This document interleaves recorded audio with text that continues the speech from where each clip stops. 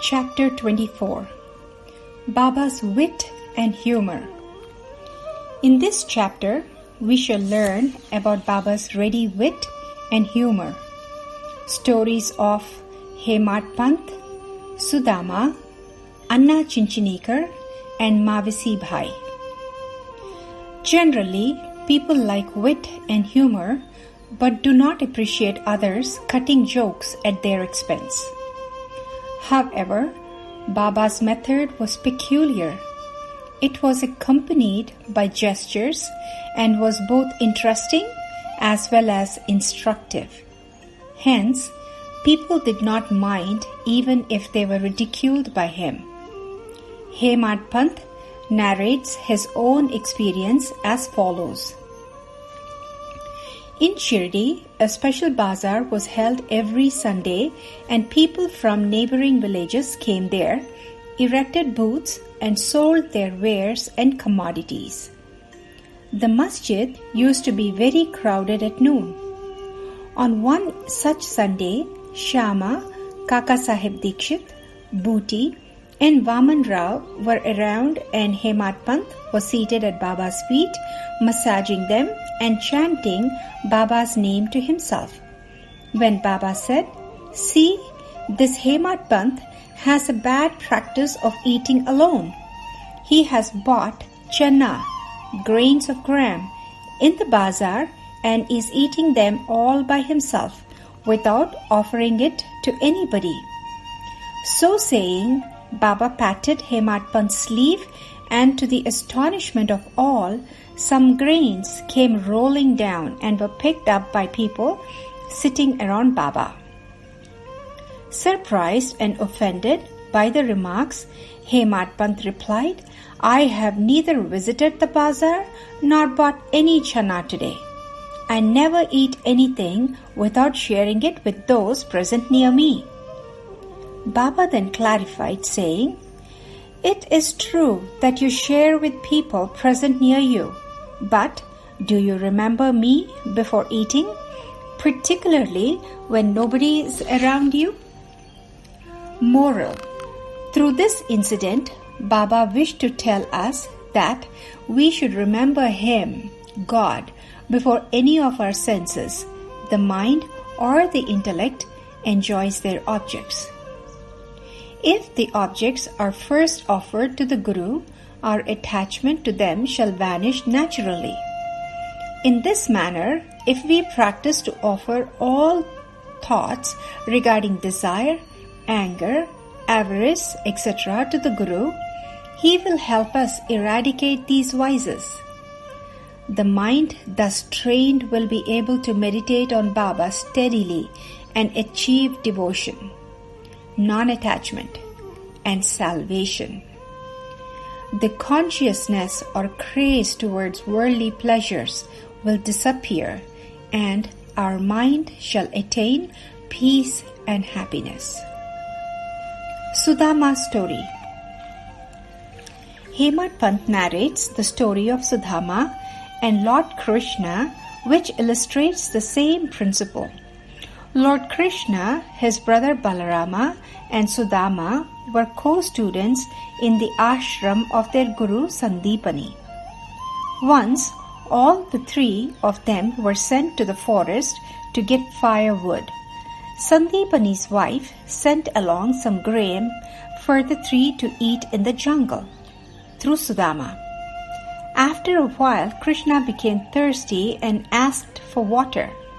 Sudama advised Krishna not to drink water on empty stomach, but rest for a while instead. He did not, however, disclose that he was carrying some gram to eat. Tired, Krishna lay down on Sudama's lap and slept without eating anything or drinking water. Slowly, Sudama opened the bag of gram and started eating.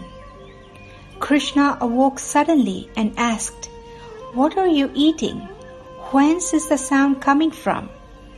Uneasily, Sudama lied that he was not eating, but his teeth were chattering due to the cold and that he was merely chanting the Vishnu Sahasranama. Had Sudama been aware of the omniscient nature of Lord Krishna and his Leelas, he would not have behaved thus. For this deed, Sudama had to suffer in utter poverty for many years, despite being a close associate of Lord Krishna.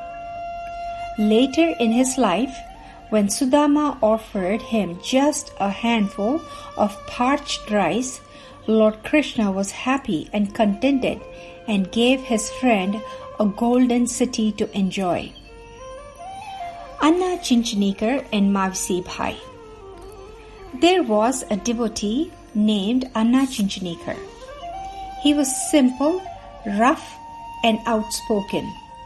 Though he appeared harsh and uncompromising outwardly, he was good-natured and straightforward.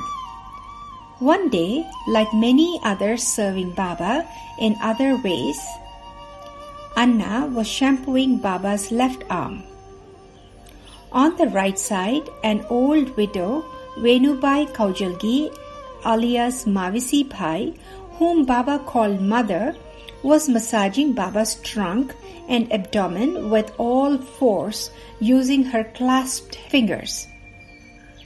Whilst both of them were serving Baba thus, Anna's face came very close to Mavsi Bhai's face, and hence she remarked amusingly, "Oh, this Anna is a bad fellow. Despite being so old and grey-haired, shamelessly he wants to kiss me."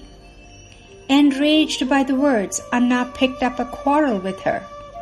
Baba, who loved both equally, interfered and pacified them skillfully, saying, "Anna, why are you so furious? What is the harm or impropriety in kissing a mother?" Hearing these words, both of them were appeased, and persons around laughed and enjoyed Baba's wit to their heart's content. Baba's characteristics, his dependency on bhaktas. Baba allowed his devotees to serve him in their own way and did not like others interfering in the matter. Once, Mavsi Bhai was kneading Baba's abdomen. Seeing the force used by her, other devotees anxiously advised her to reduce her force and massage moderately, else Baba's arteries and nerves should break. This Baba was infuriated. His face became as red as burning charcoal. He got up, held one end of his satka with both hands, and pressed in the hollow of his abdomen. He fixed the other end to a pillar and began pushing his abdomen against it. As Baba drew closer and closer to the pillar, the 2 feet long satka seemed to go into the abdomen. People feared that his stomach would be ruptured any moment, but remained dumb with fear and dismay. Fortunately, Baba's rage soon subsided. He left the satka and resumed his seat. Though their intention was to suggest to Mavsi Bhai to be moderate and not cause any pain to Baba, the spectators were surprised to find that Baba disliked their interference.